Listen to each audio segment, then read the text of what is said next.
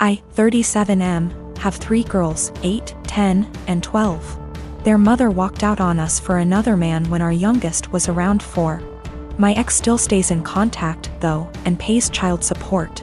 A few weeks ago while doing laundry, I saw red spots on my oldest's underwear.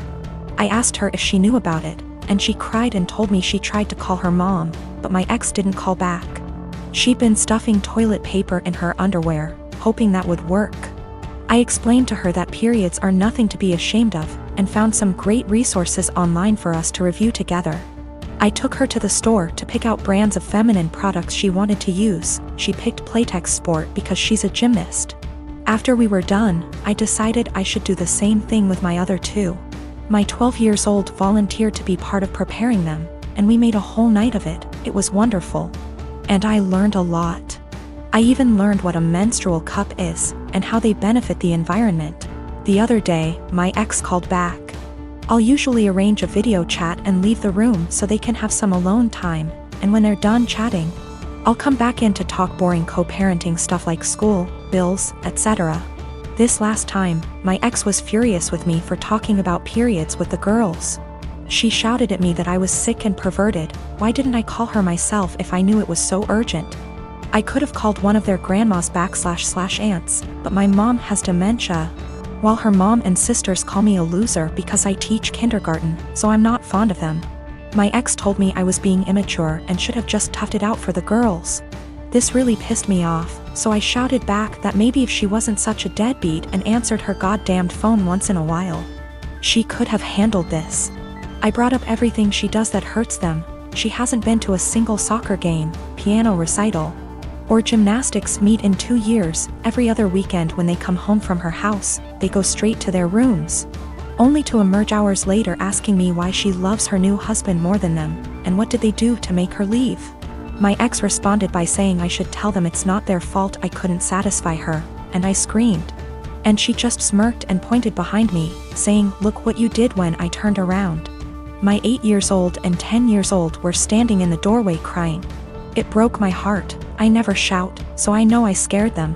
My 12 years old stormed in and started screaming at her mom, and while I appreciate her sticking up for me, this is not a battle I want her fighting. My ex hung up before I could fully de-escalate the situation.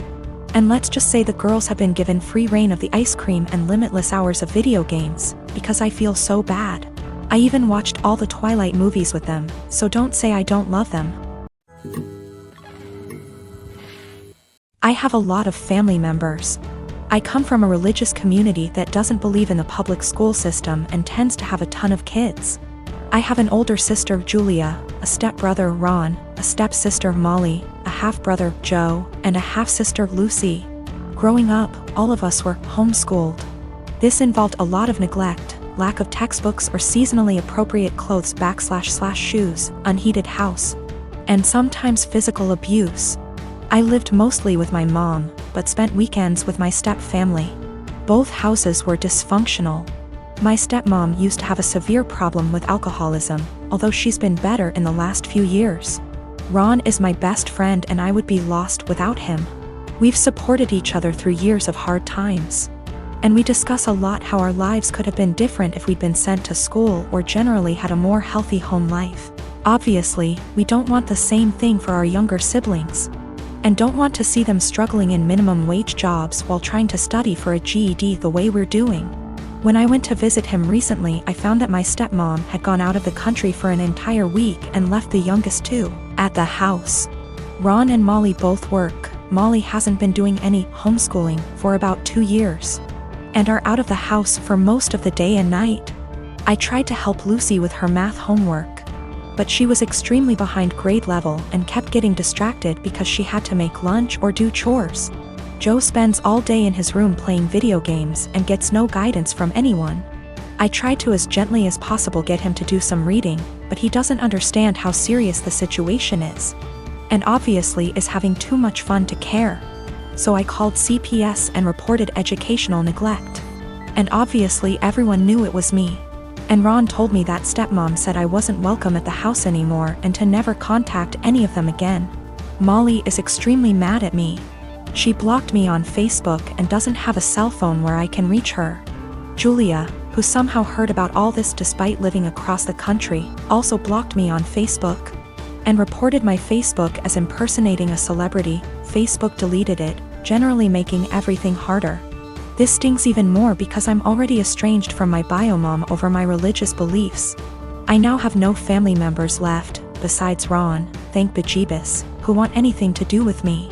I feel like I make enemies everywhere I go.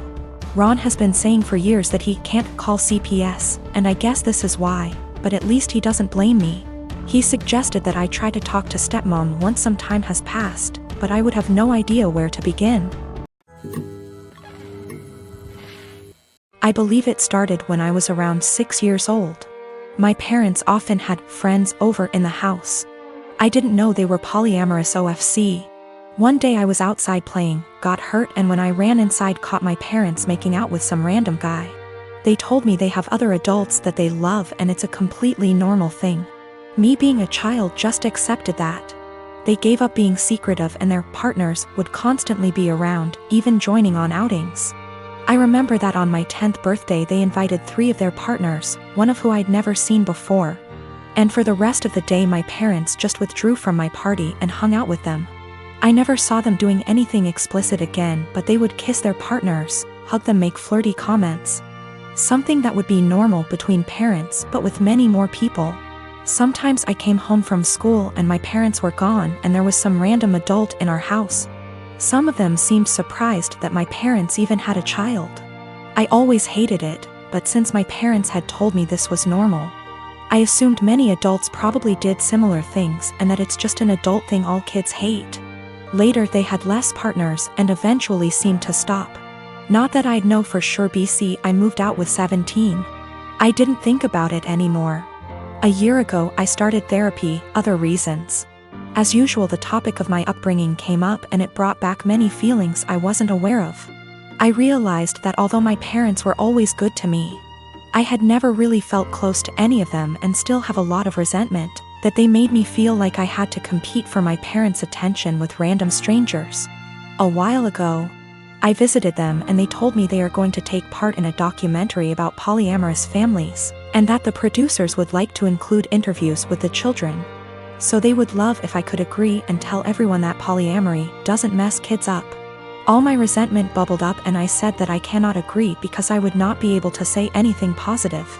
My parents looked shocked. I had never brought this up before, and asked why, and I unloaded all, that I always felt pushed aside. We barely had any family time without strangers intruding. It turned into an argument and I became loud and yelled that the truth is it did me up and they shouldn't have had a child. My mother cried and my father said I should probably leave. So I left and was shaken up for the rest of the week, but also felt regret because I've never made my mom cry before. Later my father sent me a message that was like, "We are sorry you feel that way.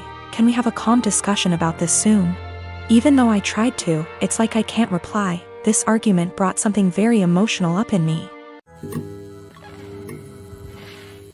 I am 25 years old, my brother is 22. He lives with me since he moved out of our parents' house. Reasons are irrelevant. I came home to find him with his buddies in my home, getting wasted. I was pissed because he never asked if he could have people over. I'm an adult OP, I can do what I want. Apparently he and his friends were throwing a bullet-dodged party. He had been seeing this girl for a bit. She texted him letting him know that she was pregnant, but planning to abort the baby. She asked if he could financially help her pay for the operation. He blocked her. I was horrified. Apparently he and his brilliant friends decided that she had lied about taking birth control, because it's impossible for women to get pregnant if they're on the pill. I was completely disgusted not only by their ignorance towards birth control and safe sex, but by the fact that he would block a girl and leave her completely on her own to handle a problem that he was at least 50% responsible for. I told him, in these exact words, "Pack your shit and get the out." Obviously more than this has happened in the past. But this was my breaking point. I had tried so hard to bend over backwards for my baby brother. House him when he was homeless, help him get a job, give him rides, only for him to turn out like that? Nope. So anyways, He and his friends stood there like they didn't think I was serious. I said again, all of you get the out. I don't want to see any of you here again. I told him in no uncertain terms that he needed to collect his things and leave. If he was old enough to make big boy decisions, he was old enough to find a place on his own. He straight up said no. So I lost my temper. I grabbed as much of his stuff as I could, crammed it into a suitcase, and put / through the suitcase outside. I shouted that if he didn't leave I would call the police. Fast forward tears and begging, he was finally out. That night I got several messages that I was heartless for making him homeless. The pregnancy wasn't his fault because, 1, it was an accident. 2, they weren't a serious couple so he has no reason to help her. 3, she should have been more careful. I called bull, and said I would never allow someone with that sick mindset live under my roof. I said that he is not my brother and I don't want anything to do with him. My parents, my aunts, and some cousins are with me, but that leaves about 3 / 4 of the family against me. They think that I should support him because he is my brother. I should have given him time. He's not on the lease BTW. And he was supposed to pay rent but often didn't, and the punishment just didn't fit the crime. I am currently trying to track the girl down. She is an old work colleague of his. And am trying to find his old coworkers to figure out her contact info and see if I can help in any way.